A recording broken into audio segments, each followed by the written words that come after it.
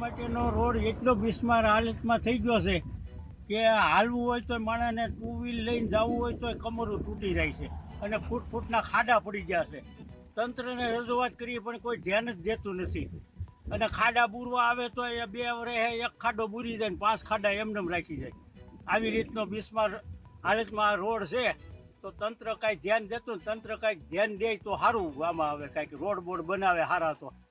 સાવરકુંડલા જવા માટેનો રોડ એટલો બિસ્માર હાલતમાં થઈ ગયો છે કે હાલવું હોય તો માણસને ટુ વ્હીલ લઈને જવું હોય તો કમરું તૂટી જાય છે અને ફૂટના ખાડા પડી ગયા છે. તંત્રને રજૂઆત કરીએ પણ કોઈ ધ્યાન જ દેતું નથી અને ખાડા બૂરવા આવે તો એ 2 વર્ષે એક ખાડો બૂરી જાય ને 5 ખાડા એમનેમ રાખી જાય. આવી રીતનો બિસ્માર હાલતમાં આ રોડ છે. તો તંત્ર કાંઈ ધ્યાન દેતું ને તંત્ર કાંઈક ધ્યાન દે તો સારું. આમાં આવે કાંઈક રોડ બોર્ડ બનાવે સારા તો.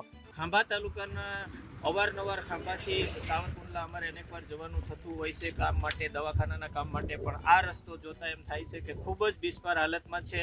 અહીંયાથી ખાંભાથી અમારે રાજુલા જવું હોય તો ખાંભા થોડી રોડ પણ ખૂબ જ બિસ્માર હાલતમાં છે અને એ રસ્તાઓ જોતા એમ થાય કે અનેક ટ્રકો, લક્ઝરી જ્યારે ટુ વ્હીલ લઈને જતા હોઈએ તો ટુ વ્હીલવાળાને સાઈડ લેવી મુશ્કેલ પડી જાય છે, છતાં ટુ વ્હીલ, ફોર વ્હીલના એક્સિડન્ટો અનેક થાય છે. આવી સ્થિતિ જોઈ અને તંત્રને ખરેખર જોઈ અને આ રોડ રસ્તા તાત્કાલિક રિપેર કરવા જોઈએ.